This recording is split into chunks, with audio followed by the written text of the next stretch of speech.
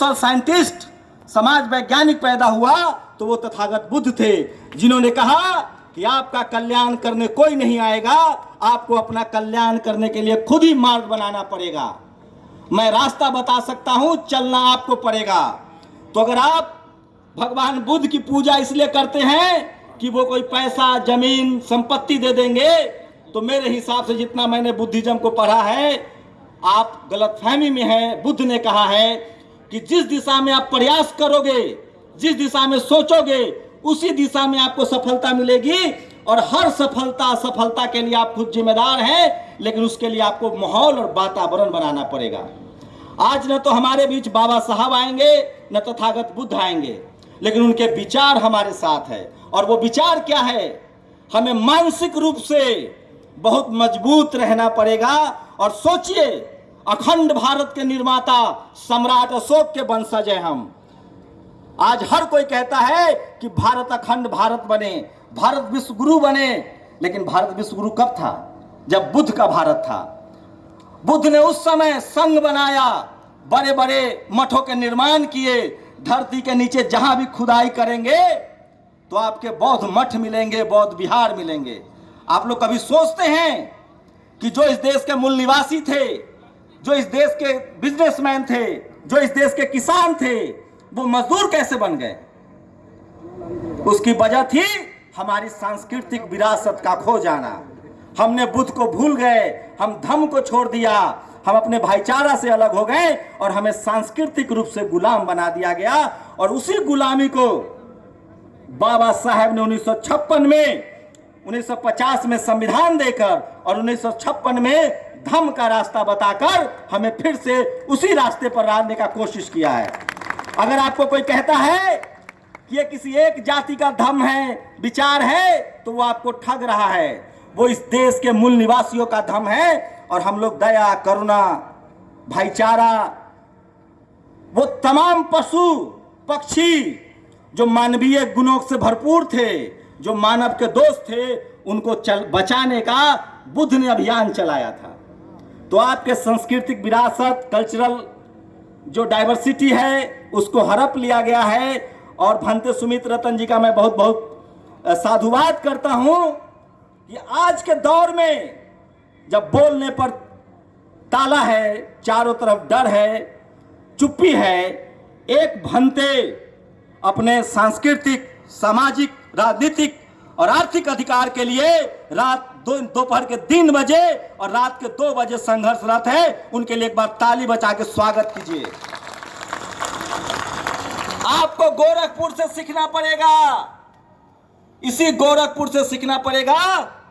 आपको कहां जाने के लिए कहा जा रहा है और लोग संसद जा रहे हैं। आपकी ताकत संसद में है, संविधान में है, किताबों में है। और भंते सुमित रतन जी जैसे लोग जिस दिन हमारे भंते घरों से निकलकर सांस्कृतिक, राजनीतिक और आर्थिक बदलाव के लिए कोशिश करेंगे, तभी हमारा बदलाव होगा।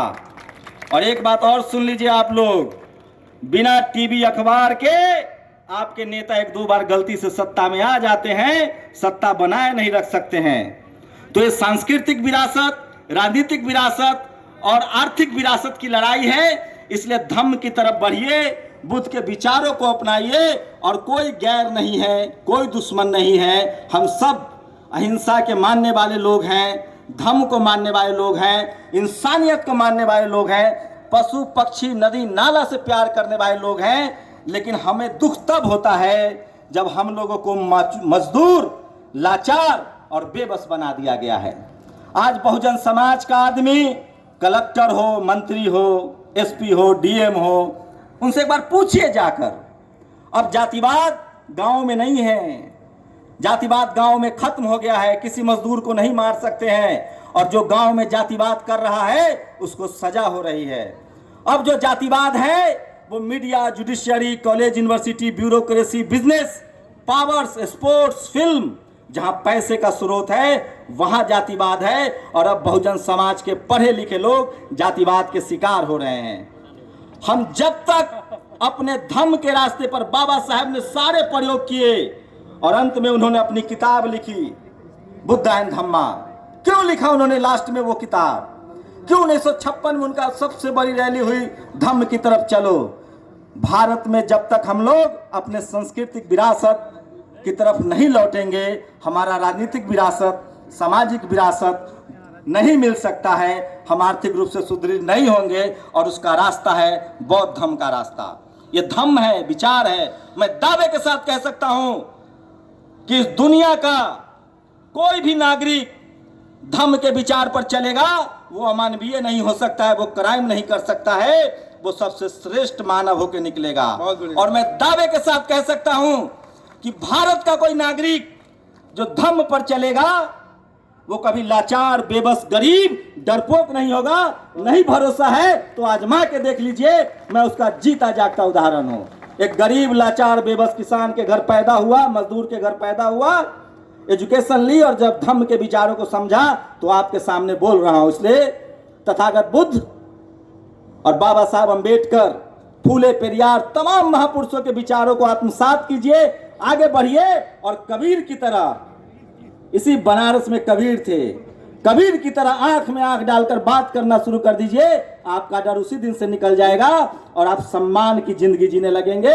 और वो रास्ता एक ही है, तथागत बुद्ध का रास्ता, धम्म का रास्ता, जो मानव कल्याण का रास्ता बताता है। और उस पर प्राउड कीजिए कि आप सम्राट अशोक के वंशज हैं, आप धम्म के अनुयायी हैं, जो हिंसा, गैर बराबरी, भेदभाव और वैज्ञानिक दृष्टिकोण को अपनाता है और इन तमाम बुराइयों को खत्म करता है। इसलिए धम्म में अगर कोई एक बुराई निकाल दे तो मैं धम्म छोड़ दूंगा। इसलिए मैं कह रहा हूं, हम पूरी दुनिया को रास्ता दिखाने वाले। अंत में जब दुनिया के किसी देश में भारत के राष्ट्रपति, प्रधानमंत्री जाते हैं तो कहते हैं हम बुद्ध की धरती से आए हैं। इसलिए बुद्ध को आत्मसात कीजिए, उनको पढ़िए। उनके पढ़ने से, उनके रास्ते पर चलने से आपकी बीमारी, आपकी गरीबी, आपकी अशिक्षा, आपकी लाचारी, आपकी बेबसी और आपका डर खत्म होगा। क्योंकि बुद्ध वो ताकत है जो अंगुलीमाल को भी धम्म के रास्ते पर ला देता है। इसलिए मैं कह रहा हूं, धम्म कोई कर्मकांड नहीं है, धम्म एक विचार है जो इंसान को बेहतर इंसान बनाता है। जय भीम, नमो बुद्धाय।